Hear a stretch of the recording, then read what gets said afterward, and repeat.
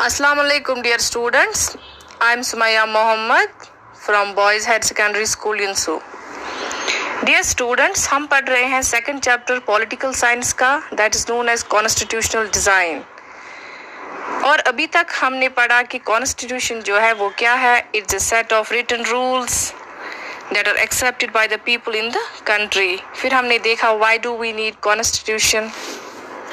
उसके बाद हमने पिछले वीडियो में पढ़ा making of Indian constitution. India का जो कॉन्स्टिट्यूशन है वो कैसे बना, उसका आगाज़ कहाँ से हुआ। तो आज हम उसी को कंटिन्यू करते हैं। आज हम पढ़ने वाले हैं path to constitution. 1928 Jawaharlal Nehru along with 18 other leaders drafted a constitution for India. Draft means एक रिटन डॉक्यूमेंट बनाया गया 1928 में कॉन्स्टिट्यूशन के लिए।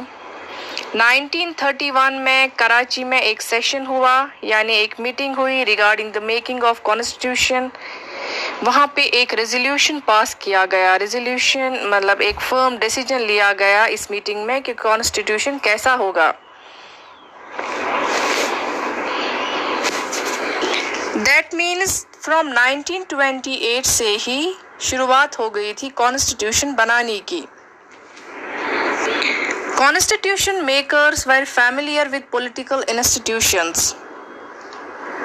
चूंकि प्रोविंशियल असेंबली इलेक्शंस होते थे before independence during British period, Britishers ने इजाज़त दी थी कि प्रोविंसेस में आप इलेक्शंस लड़ सकते हैं सिंस 1937। तो 1937 से ही यहाँ के लोग फैमिलियर थे विद पॉलिटिकल इंस्टीट्यूशंस। लॉज के बारे में इनको जानकारी थी, जैसे कि असेंबली क्या होती है, इलेक्शंस कैसे होते हैं, एग्जीक्यूटिव का क्या काम है, जुडिशरी का क्या काम है। ये सब जानकारी कॉन्स्टिट्यूशन मेकर्स को आज़ादी से पहले ही थी। इसके अलावा कॉन्स्टिट्यूशन मेकर्स जो थे, मेकर्स ऑफ इंडियन कॉन्स्टिट्यूशन, उनको इंस्पायरेशन हासिल हो गई from French revolution. French revolution जो कि फ्रांस में हुआ, वो ये हमने अपने जो हिस्ट्री का जो फर्स्ट चैप्टर है उसमें पढ़ा है। उसमें कैसे आफ्टर रेवोल्यूशन लोगों को लिबर्टी मिल गई, फ्रीडम मिल गई, इक्वालिटी मिल गई, राइट टू वोट मिल गया।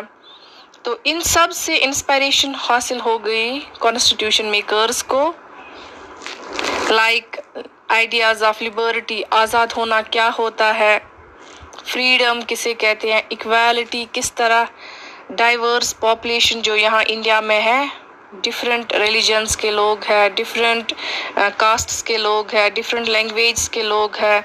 तो इनके लिए कैसे एक डेमोक्रेटिक कॉन्स्टिट्यूशन बनाया जाए, इससे भी इनको इंस्पायरेशन मिली थी। ये सब इंस्पायरेशन हासिल हो गई कॉन्स्टिट्यूशन मेकर्स को फ्रॉम फ्रेंच रेवोल्यूशन। तो डियर स्टूडेंट्स, आज हमने देखा कि पाथ टू कॉन्स्टिट्यूशन कहाँ से स्टार्ट हुआ। इनको कॉन्स्टिट्यूशन मेकर्स को पहले से ही पॉलिटिकल इंस्टीट्यूशंस, प्रोविंशियल असेंबलीज, इन सब की जानकारी थी पहले से ही। इसके अलावा इन्हें इंस्पायरेशन मिली फ्रॉम फ्रेंच रेवोल्यूशन। तो आगे मेकिंग ऑफ कॉन्स्टिट्यूशन हम अपने नेक्स्ट वीडियो में पढ़ेंगे। टिल देन अल्लाह हाफिज़।